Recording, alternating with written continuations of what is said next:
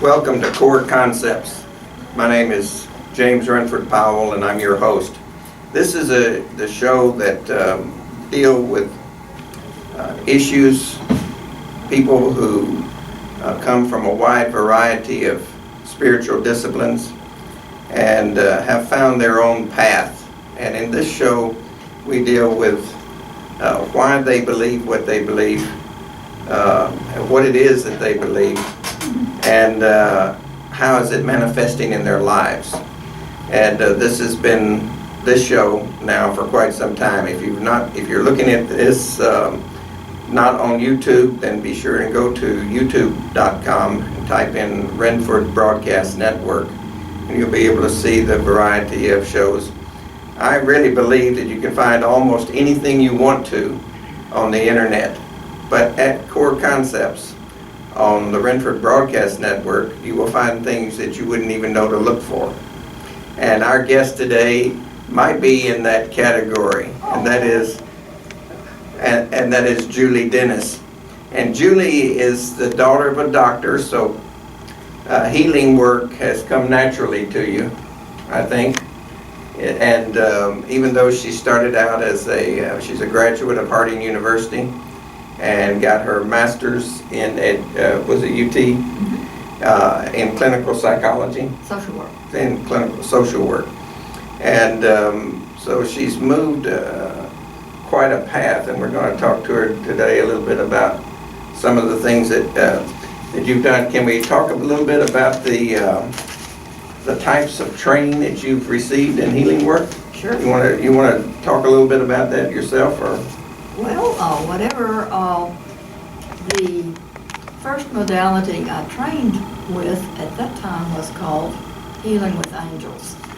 That name has been changed now. They now call it Matrix Integration Therapy. Matrix Integration Therapy. Mm-hmm.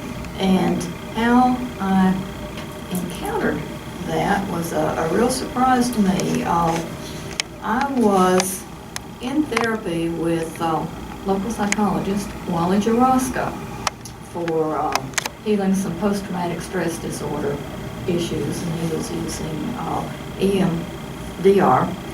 And one day I was in session with Wally, and he mentioned that there was going to be a Noetic Explorers program that week. He thought I might be interested in it. I'd never heard of Noetic Explorers. Now that was founded by one of the astronauts. Right, after his spiritual experience out when he went to the moon.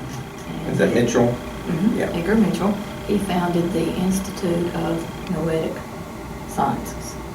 And we had a local group, Noetic Explorers, that, like I said, I'd never heard of it. This must have been like stepping on the moon for you. It was. It was pretty new.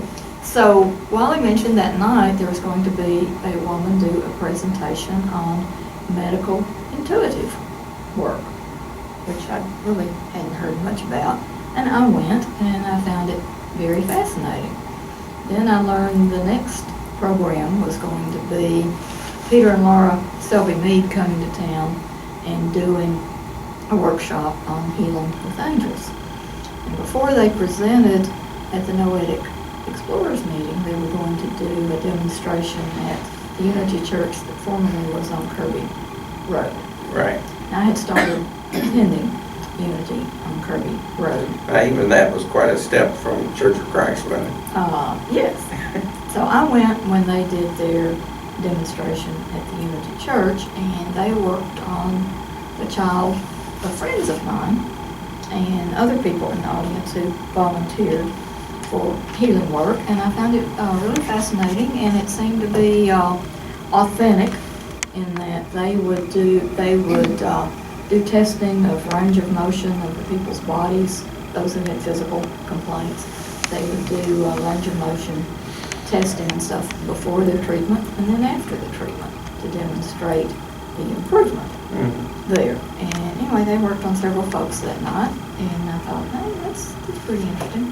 So when they met at Noetic Explorers the next day, I went and witnessed lots of people receive healings. Were you there, Gloria, back then? Not that far back. Okay. So I went, and at the end of the session, after they'd worked on all the volunteers, Peter and Laura said their angels wanted to do a healing on someone in the audience who needed a healing from trauma. And they came over and said the angels had selected me for a healing from trauma. Would I receive? And I overcame my fear of, at that time I was in my traditional Western medicine social work practice, and lots of folks in the room I'd never seen before, and what about a room full. And I said, sure. And so I was early in healing from a back injury I had had in a car wreck that had really interfered with my life. And so I told him about that. And I also whispered to Peter and Laura that what I was really interested in is what I called a healing for blockage to spirit. Because I was very early in my healing from what I will gently call religious abuse and religious trauma in my background. Because I had come from very fear-based teachings there, and had recently been exposed to the opposite of that. So I specifically asked for a healing for blockage to spirit. So really, the healing, your healing studies and everything kind of led you in a spiritual direction, not the other way around. Right, it was the back injury from the car wreck. Because that also connected me with Dan Marshall, too, for treatment provider. And he was holistic and referred me to lots of other folks that tie in with what I do now. So anyway, when I told Peter and Laura and the angels that I really wanted a healing for blockage to spirit, the next thing I knew, and I didn't even know what a chakra was then, don't think I'd ever even heard the word yet. Next thing I knew, I felt like a bolt of lightning had gone in through the crown and had gone all the way through and was coming out the bottoms of my feet. And then it started running up and down. Maybe for the benefit of viewers who are not familiar with chakras, you could just run through them real quick. Well, I'll save that for later, just a little bit, because there's more than one chakra. Well, anyway, we have 7 basic chakras usually, some will say 8 now. But the crown is the top one here. And that's where I felt the energy go in, and it went down all the way through the bottom, the base chakra, the root chakra, and then all the way down to the ground beneath my feet, because we also have chakras beneath our feet that go way down into the earth also. But the line of energy came in, and it was the most intense electrical vibration I ever remembered feeling. I mean, as a kid, I knew what touching an electric fence was like. But this was 1,000 times more than that, and it was going all the way through, up and down. And the next thing I knew, I saw myself seeing the color purple with my eyes open and my eyes shut. And I was not aware of ever having had that experience. And what was the significance of purple? Well, I asked Peter and Laura, I said, hey, what's going on here? I'm seeing the color purple, more vivid than the purple we have in our room here that day. Because, like I said, with my eyes shut and with my eyes open. And they said, oh, the angels are fluorescing you with purple. It's a very high vibrational level of energy that can clear lots of unwanted energies out of the energy field, so to speak. I mean, some people associate it with ascended masters like Saint Germain or others. But anyway, it's the chakra system I learned with starts with red, orange, yellow, green, blue, indigo, violet, and then white. So that was an upper chakra color, high vibration. So after that session, Peter and Laura, before they did the work on me, they did the range of motion to see how far I could bend, what I could do physically. After the session, they tested again, and I could practically bend over and do backflips after they had worked on my back. And I have this on videotape. Dixie Fletcher was there. that night videotaping the session, and she happened to get it on film, and I was able to see it later. So after that experience, it took me a long time, and they worked with me afterwards to help me be grounded, which meant for me to be back in my body and feel safe and connected with the present. You were feeling like you were floating all the time. I did a lot of traveling that night, I'll put it that way. I went to some other realms with that healing experience, with the brilliant purple that went through, and I also had some brilliant white light experience. So that kind of put you on a path of studying energy It work altogether and healing. It did, and then after that session, Peter and Laura were going to be in town that weekend doing a training in level 1 with that.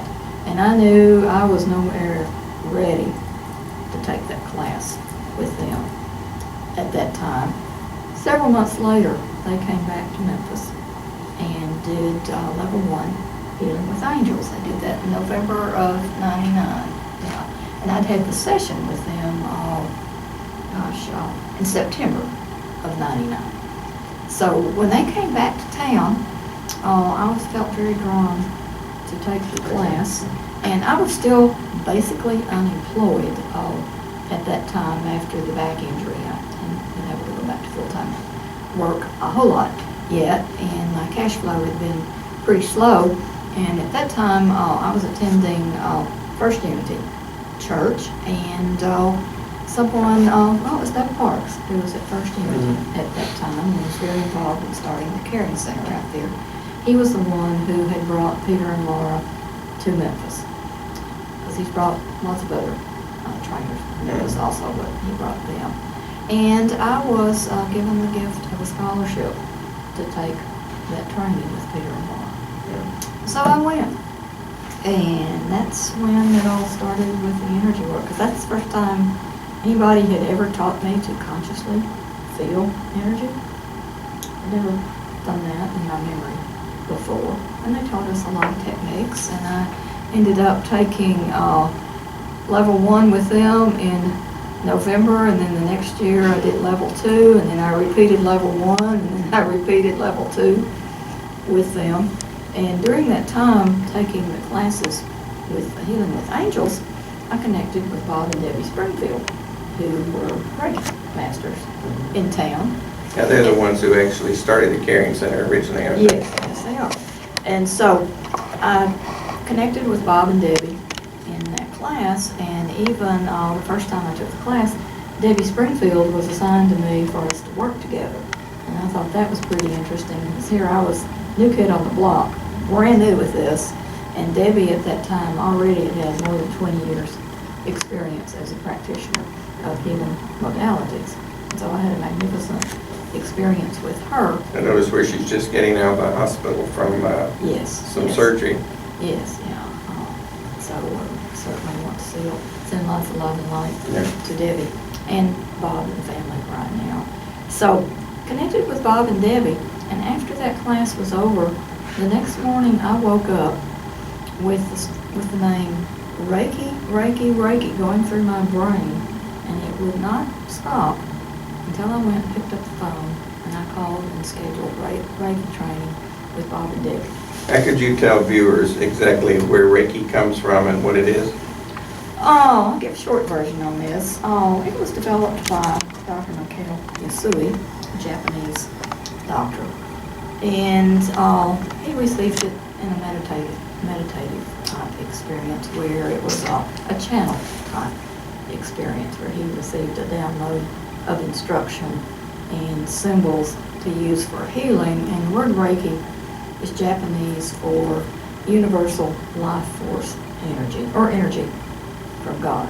And Reiki is transmitted from a Reiki master to a new student.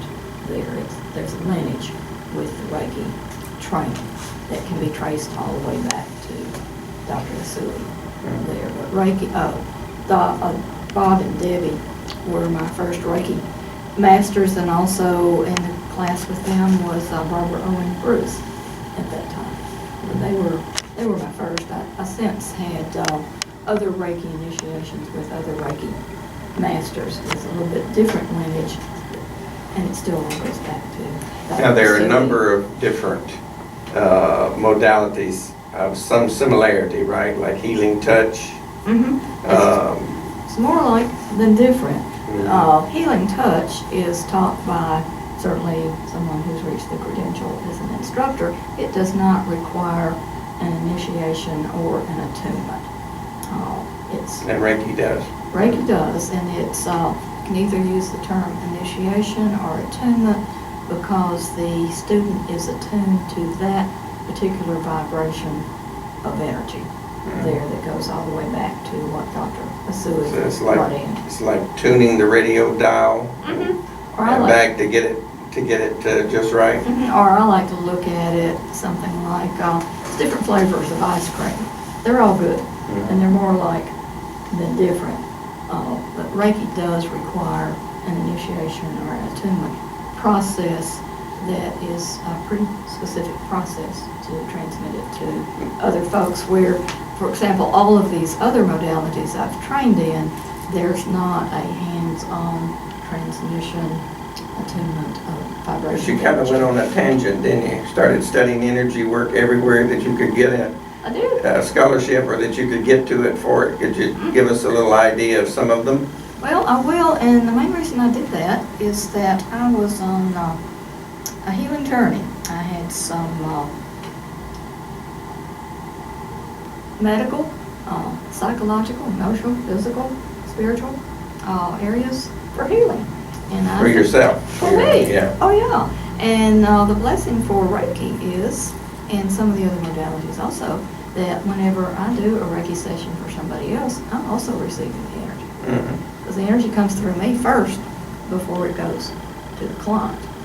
And so I quickly learned that, hey, the more energy work I did, the better off I was. In addition to doing my own Reiki care and my own healing processes, that I found out very quickly that the energy medicine modalities were far more effective than my traditional Western medicine training in social work was, because it was not holistic. It did not go back and address basically where the problems began and what to do about it. Now, you've gotten in some doors of traditional medicine that heretofore had not much knowledge of it, but there's some coming around. Could you talk about that? I know Ronald McDonald, the VA hospital, quite a few places that you've been practicing. I had several years of practice Reiki down at Ronald McDonald House for the children there and their families and the staff, and we did that for several years until we lost our space down there when they expanded and needed the space for something else. I had, let's see, I just finished more than a year doing Reiki at West Cancer Clinic in Memphis. And again, we lost our space there and needed to locate somewhere else. So now Reiki is being done at Harris Hope Lodge. I'm not active in that practice yet because the night they do it is a night I'm committed to something else. But Harris Hope Lodge is a residential facility for adults who are in town for treatment of cancer. And they live more than 40 miles away, and they can qualify for staying there when they're in town for their medical treatments. And they have been very open to having Reiki provided in that facility. You worked at the Heart Center, which has grants and is very big into addiction treatment. Yeah, the Heart Center for Healing Arts Research and Training Center at 1384 Madison is a place where we had open heart night for many years, and I was a practitioner there practically every week, and will be again when it starts back. They received grant money specifically for treatment of drug court-ordered offenders, and they needed their space for evening groups and evening sessions with their clients. And they are doing a magnificent work at the Heart Center with, They recently expanded, so you'll be going back to work there? right, they have a new building called InterQuest, and soon, Jane has said, Jane Abraham has said we will be able to do open heart night there again and have Reiki night there, and that will be adjacent to the Heart Center. Heart Center's 1384 Madison, and it's just west of there. So that will be starting up. Now, some of this training that you went to Texas, I think, for Dr. Pearl and others, they're pretty rigorous training, are they not? Extremely, and I'll detour and also mention that we are now doing Healing Touch Day at the VA Hospital, VA Medical Center. And that we're doing that quarterly now. The chaplain at the VA Medical Center trained in Healing Touch and was instrumental in getting that added to the hospital, not only for the patients, also for the staff to receive.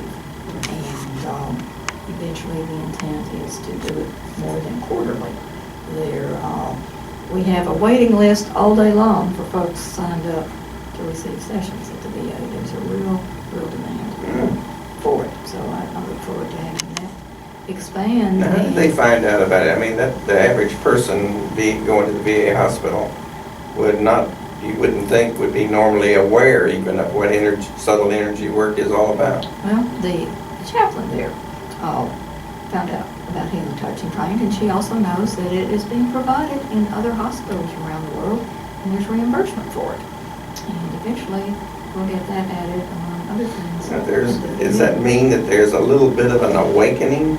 A lot. In the natural, regular doctors being aware of the, what's causing that, do you think? Success, and also patient interest and patient demand. Patients will go in and say, hey, what about so-and-so? And primary care physician I use is open and aware of such things. And she's been real good to work with for her non-traditional patient coming in there who doesn't go in other than my yearly annual physicals that Medicare pays for. Haven't needed her for anything. You know, the first time that I actually saw something there in the was at Noetic Sciences, and it was Dave Rohr. Okay. And he had the Aura video imaging equipment. And I remember the lady came in with Sharon Turco, and she was bright red on the screen because she had had a fire or something at the house. I don't know if you remember this or not. I do. And she sat and began to meditate. And then you could literally see the screen color of her image change from red and blotchy brown into greens and blues. It was amazing to watch what was going on because they're attached to the machine. Yeah, Dave was great. He would do his Healing Touch or Reiki sessions with his client on the table while they were also connected to his Aura imaging machine, or else he would check the person before, during, and after a treatment and see scientific documentation of change there. Yeah, he was a lot of fun with that. And Dave passed on several years ago, and it's helping us out from the other side of these things. What were some of the other that maybe were different degrees on the energy work that you studied? Let's see. You mentioned Dr. Pearl earlier. I got to go to Texas and train with Eric Pearl for the reconnection and reconnecting healing. That has a whole lot in common with everything else. They're all more alike than different because it's working with the unseen forces for the healing process. So all of this energy focus is going on with you, but you're out here working with ARE and with the Institute of Applied Metaphysics and the Peace and Justice, and there's quite a few organizations you're working for that really doesn't have to do with healing. How did you get into that? Well, ARE, Association for Research and Enlightenment, is very much involved with healing. That's based on the teachings of Edgar Casey. And Edgar Casey was He was a healer. And, very much so. And his healing sessions are scientifically documented to be far more effective than anything Western medicine has come across yet. And they kept records of his healing sessions and the outcome. And his statistical healing rate was very high there. And we have local study groups that are involved with his teachings. We have a conference coming up at Montgomery State Park that will be involved with his teaching. And of course, Virginia Beach, Virginia, where the headquarters for ARE is, and it's the original hospital and a new hospital. And it's all about healing modalities and training folks there. That one's very much with a focus on healing. And the Peace and Justice? Memphis Peace and Justice Center. We're involved in healing the issues that are dear to the heart of all of us right now. Here we are on the anniversary of Dr. King's March. It hasn't been long since we've had the anniversary of the nuclear bombs in Japan. By history, our nation has been very violent with hatred of one race against another. And our local Peace and Justice Center is working hard to heal those illusions of separation there. What do you do with them? I volunteer for different activities.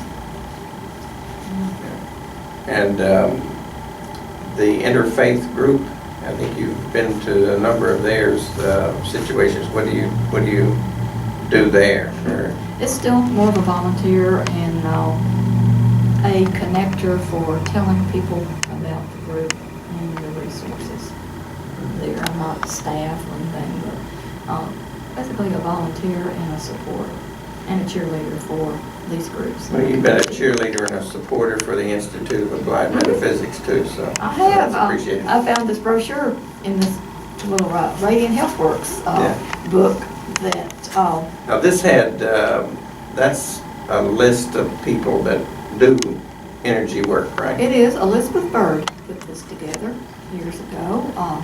Dear colleague who's still in practice as a licensed clinical social worker, massage therapist, nurse, intuitive healer, lots of gifts, and she put this together as part of her work with teaching UT medical students about such things. And I got to be a volunteer to deliver this to different places in town. This was the practitioners who were willing to be listed in this directory back in 2001. So we're going back 12 years of organized activity and energy work in the Memphis area. And when I found that book, lo and behold, look what was in there. Well, she's showing this Spirit Fest. This was in 2000. This was sponsored by the Institute of Applied Metaphysics. We had 2 banquet halls at the Holiday Inn Express. It was at that time on Democrat near the airport. We had speakers in from all the way from California, and they were for 2 days, constant lessons, classes, speakers, meditation, and something going on in one of them. And the other side we had more like a fair with booths and so forth. And it was the biggest of anything like that had been. I think even bigger than we've had since. It wasn't the greatest financial success, but it sure was successfully managed and run, and everybody enjoyed it. I remember Kevin Bennett was the MC, and it was run by Shan Plunk was the manager.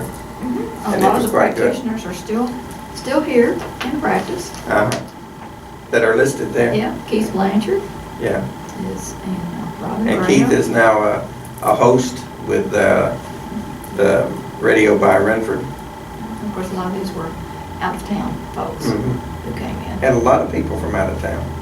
We had Debbie Springfield with meditation. And then one of my earlier mentors came in from Mount Shasta. We had Claire Hartzog. Claire Hartzog, I remember that. Yeah.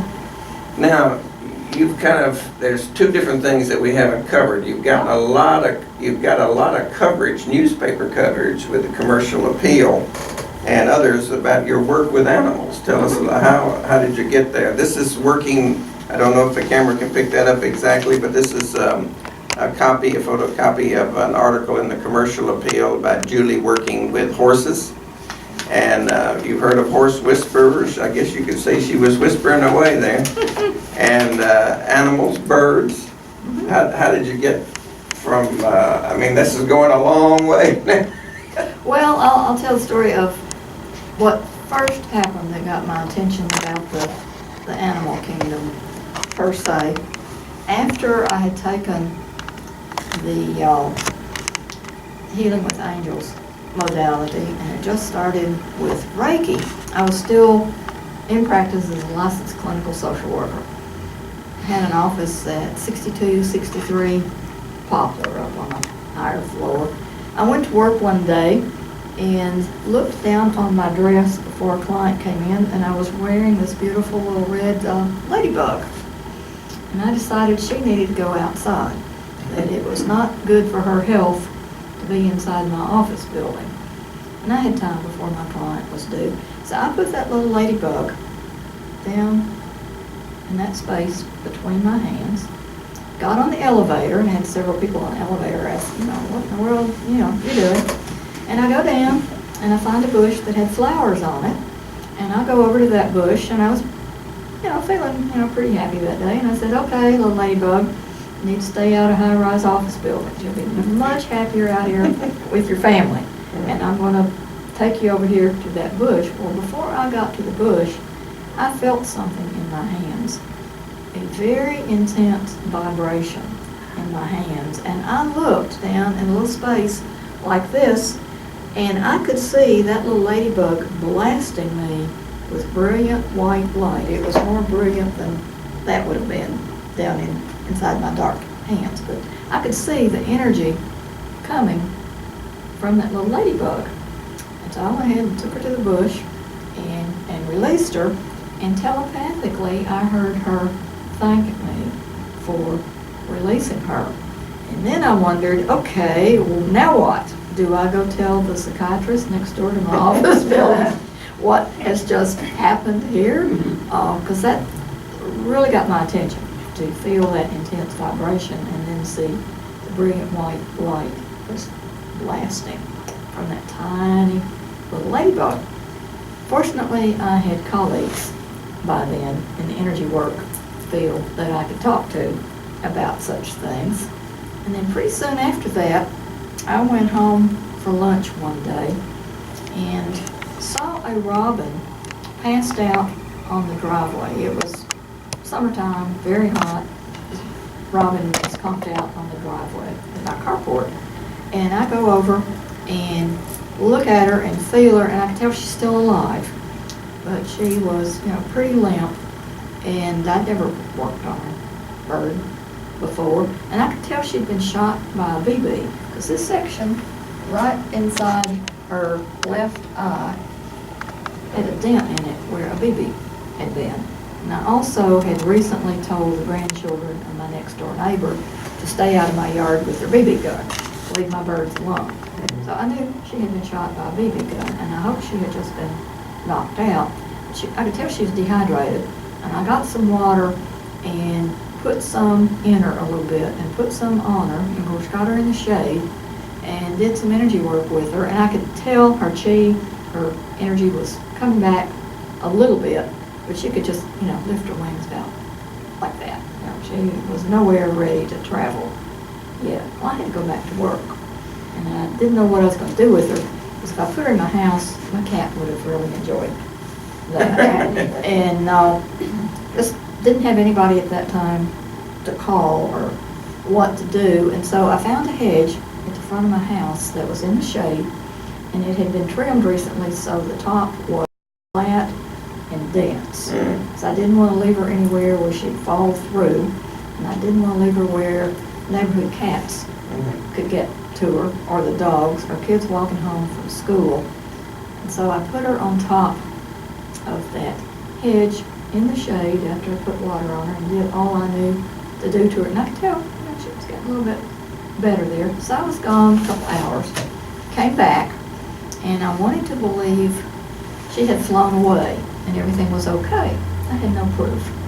And at that time in my life, and I still do this on occasion, I will say, okay, Spirit, show me a sign I cannot deny here that this bird is okay. Well, I looked, I couldn't find any feathers in the bush, no feathers under the bush, no evidence of what had happened to that bird. And I wanted to believe she was safe and flown away. I couldn't prove it. Next morning, I went out in the backyard to meditate, as was my practice early every morning. When I went out my back door, I heard a bird come flying in, and this robin came and landed on the roof of a metal building I had in the backyard. And I walked over to that metal building, and I got my eyes up real close to her face, and I could tell it was the same robin because the dent was still there at the edge of her eye, and telepathically she thanked me, and we developed a relationship there that she would come in and visit. Not long after that, the day came where I needed to leave that house and go and live somewhere else for a while. The week before I was supposed to move and live somewhere else for a while, I was out in the front yard and heard this bird come flying in, and it was that robin, and she took me over to the limb of a birch tree that was in the front yard. And she had me go over there, and she showed me a nest up on the limb in that birch tree. And I went and got a ladder and looked up, and she had 2 eggs in that nest that she wanted me to see. The day before, I was having a moving truck come to move me to live somewhere else for a while. It's out in the front yard. She gets my attention again and takes me over to the nest. And I get the ladder and look up there. She had 2 baby robins in there.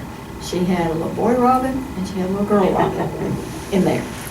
And so we had this visit, and then I was gone from there for about a year. And when I moved back to that house, I was out in the backyard one day, and here she comes flying in and comes to the bird bath, and we visit, and she introduces me to her daughter, the baby robin that had been in that nest the season before, and she told me that her son had gone to a different territory, but the daughter was there, and she shows me the daughter and also the daughter's boyfriend who was on the scene by that time. And it wasn't long after that before she came to me one day when I was out meditating. And she comes to the bird bath and she drops a feather and tells me that she's soon going to be leaving, that her life was over here. And she left me the gift of a feather. And then while I still lived at that house a while longer, I could still keep in touch with the daughter of the original robin. So A real story. So I had that fun experience. Now, all of the birds were not so benign, though. Oh no. Because you had one that kind of attached itself. Oh, you're talking about the parrot friend. Okay, you want to hear the parrot story? Yeah, we'll hear the parrot story. Okay, and this one was done in the presence of witnesses. I was out where they were having readers come in. This was at Mary Ellen's place when she was out in Bartlett at that time, I believe it was. Sanctuary, was it? Mm-hmm. Yeah, bowling alley. Okay, yeah, out there. Anyway, she called. Mary Ellen called me and asked if I'd ever worked with a parrot before, and I said no, but I'd be willing to. And so she said she had a lady that wanted to bring her parrot in. Fine with me. So we were working on a table that was in a sort of a public area there in the bookstore. I mean, people could watch us sit there and work. And we kept our voices as low as we can because I get some close and personal information sometimes when I'm doing a reading. So the guardian of the parrot told me what the parrot's issue was. There were some behavioral changes she wanted some information about. And the parrot gave me permission to work with her on the information her guardian wanted to find out. So I did my assessment and got my information and sat there and was telling the guardian of the parrot what I had learned and what, come up with a treatment plan, what her homework was to do to change some of the parrot's behavior there. And I neglected to remember what the guardian of that parrot told me at the beginning of the session. She told me the parrot was 30 or 40 years of old age. I don't remember exactly, but Yeah, they live to be. yeah, been around a long time, and that the parrot functioned on an emotional level about a 5 to 7 year old child, even though she was that age chronologically. I didn't remember what that guardian had told me about the emotional development of that parrot. So I was sitting there talking to the guardian about what I'd learned from the parrot and what I'd suggest to do about it. The next thing I know, that parrot comes prancing across the table and clamps down on this digit on this finger very hard. So I'm sitting there wearing a parrot, and of course the ego starts chipping in and saying, "Hey Julie, you'll never get another referral. Somebody sees you lose your finger to a parrot sitting here. That won't be a pretty sight." And all these thoughts were going through my brain, and the guardian of the parrot sits there and very calmly says, "Well, Julie, you know that she exerts so many pounds per square inch with her beak, and she can take off the whole end of your finger in one bite if she wants to." Thank you very much for sharing that. So I'm sitting there wearing this parrot on my finger. She didn't break the skin, but I could feel the tissue pressure, and it was bruising very much, okay? And so I ended up connecting with the parrot again. And I had to apologize to that parrot for ignoring her before she would turn loose. Once I apologized to her for ignoring her as I talked to the guardian, she released my finger and she pranced around that table just like, wow, I showed you, lady. And What size was that parrot? oh, The regular? yeah, parrot? regular parrot. Full size, regular? Mm. Not a Yeah. cockatoo, not the big one. No, it was some kind of gray parrot. Trying to think of the name of it. Well, yeah, she was at least, that long. Bigger. She was a lot larger than a robin. But anyway, she had and I've got a picture of that parrot that may be on your website. It is, it's on, I think it's in the Lightways e-zine. Okay, because the guardian took a picture when I was working with the parrot, and it shows the parrot sitting there looking at me as we're communicating. And after the session was over, a few days later, I got a thank you note from the guardian of the parrot, and she sent me the picture that she had taken of me with the parrot. She gave me permission to post it on the website. Now, you've done a lot more though with horses, I suppose, than any other, maybe No. dogs or what? As far as frequency, it's more dogs and cats in this area. I have traveled out of town for several horse clients before, and would certainly do that again. I grew up with horses and had some beautiful experience. Of course, I grew up with all the animal kingdom. I spent a lot of time out in the country on a farm. And I learned later on in life, after I had been doing this work for a while, I learned from a great aunt of mine that I had done this work with my grandmother as a child out in the country. But due to trauma experiences in my life, a lot of my memory from early times in my life had been blocked out.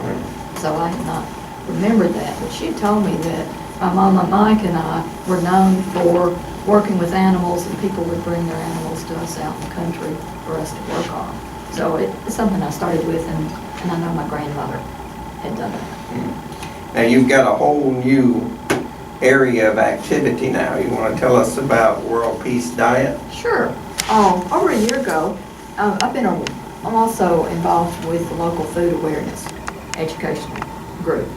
And over a year ago, Dr. Will Powell came and made a presentation to our local group. He also spoke out at Unity Church, and he came back another time and did private sessions with him and his Oh, wife. he spoke down on Madison, or on, right at that little vegan restaurant across from Sun Studio in that area. He did. And anyway, I met him and saw him again when he came to Unity. And later on, I got an email that told he was going to be doing training for the World Peace Diet, because he was selling his book when he was in Memphis. And I won a copy of the book at the luncheon I went to. I got the door prize. Hold that up for him. Okay. Does that work, Cedric? Okay. So found out that he was going to be doing training for the World Peace Diet out at the farm out in Summertown, Tennessee, between Summertown and Hohenwald, place that was settled many years ago by early hippies who came in and found that beautiful acreage out there, settled on it. They're still there. They live in peace and harmony and close to nature, and do all sorts of wonderful teachings, including they train midwives out there. They train midwives, have a clinic where babies are born. They teach people how to do organic farming, lots of things out there. What was that name again? The Farm. You can And find in it. the Bowen?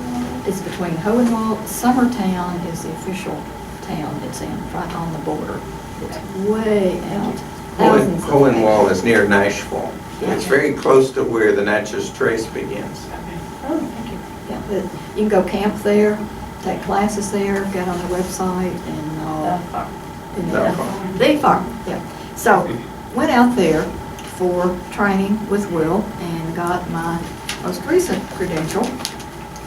That is, I'm a facilitator now for the World Peace Diet. I had been a vegetarian for a long time and had never been able to make the switch to become a vegan until I took the training, because Dr. Tuttle goes into all of the reasons for being vegan, including the spiritual practice of being vegan. And that's what made the difference for me, because for a long time I had been concerned about the suffering of the animals, and I could pick up on the suffering of the animals being around their remains even. So it had been a challenge for me. So when I read his book and trained with him, I converted to being vegan. And I wanted to read what he has to say in here. This is to certify that Juli Dennis has completed a training program on the World Peace Diet and is recognized to be qualified to facilitate courses on the World Peace Diet to the general public and to spread the message of the World Peace Diet in our culture in a manner in keeping with the principles of the World Peace Diet, which are nonviolence, compassion, love, understanding, creativity, patience, enthusiasm, and respect for all. He has a beautiful message. And you can in it. get information on that from just simply Googling World Peace Diet. Sure can. What about your own? Do you maintain a website? Not yet. I've been pretty stubborn to join Computer Age and do that. So, working on it. Working on it. Yeah, not there yet. But if anybody wanted to contact you, how would they do that? Do you have an email that you I can do. get? The email is emerald, as in the color green, dove, as in bird, 444 at yahoo.com. Emerald, dove, 444 at 444 at yahoo.com. And the phone number is 901-949-9286. Okay. So that works. And one of the adventures I'm doing now, I work for a new vegan restaurant that has just opened out in Bartlett area in Memphis. The name is TWO, as in TWO, Vegan, VEGAN, Sistas, SISTAS. And you can find them on their website, twovegansistas.com. I've been working with them about 4 months now. My regular schedule now is about 3 days a week with them. They had been doing deliveries and caterings and will be today starting the third week of having the restaurant open for folks to go in. Is there a major event coming up having to do with the World Peace Diet? We just had one all over the internet. It'll be repeated again next year, and I don't have that webpage in front of me, but Dr. Tuttle and about 20 other speakers did a several-day teaching on the benefits of being vegan and everything that's involved with that. Now, you advertise, for instance, and there's been articles, well, this is not an advertisement, this is an article in Natural Healing. Which is Natural Awakening. Natural Awakening. Our free, wonderful local newspaper, Natural Awakenings. They had an issue focused on pets last June, and when I took out a business card ad in here, they kindly gave me an article in here. They had some space left, and Amy Gozer, the editor. So they were talking about what? What did you reveal to them in that article? I just basically did a review of my practice and talked about the issues I can address with the animal kingdom per se, is like new home adjustment, post-traumatic stress disorder issues, grief resolution.